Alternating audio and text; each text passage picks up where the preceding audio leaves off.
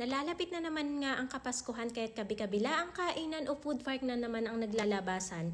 Hi guys! For today's Chibugan, tara silipin natin kung ano-anong food trip at activities nga ba ang meron sa Sentro Bancheto, Montalban, Rizal sa may highway lang mismo sa likod ng McDonald's. Maaga-aga nga kami pumunta pero ang dami ng tao. Pagpasok mo pa nga lang sa bungad, malilito ka na sa dami ng choices ng kainan at iinumin mo.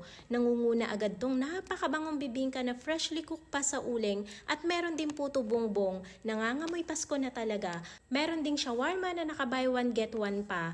Kung gusto nyo naman is mga sizzling, meron din. Kung talagang budgeted naman kayo, meron na ding rice meal na buy one take one for only 100 pesos. May mga overload wrap, burger, siopaw, tusok-tusok, may Japanese street food, mga silog, bulalo, pares, mami, goto, chicken inasal, buko juice or shake, may corn dog, fish cake, barbecue, and milk teas. Para naman sa mga sweet lovers, meron din cakes and cookies.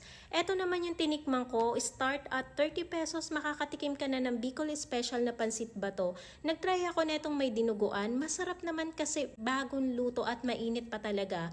Masarap din naman yung combination ng may dinuguan pero mas bet ko pa rin yung original na pansit bato. Bumili naman ako ng mango shake, 55 pesos naman to. Recommended ko to guys kasi organic na mangga talaga yung nilagay nila, hindi powder kaya lasang-lasa at napaka-refreshing talaga. Gawi naman tayo dito sa may mga nakakalibang na rides. May Viking sila, 60 pesos each per ticket. Kids and adults, same lang.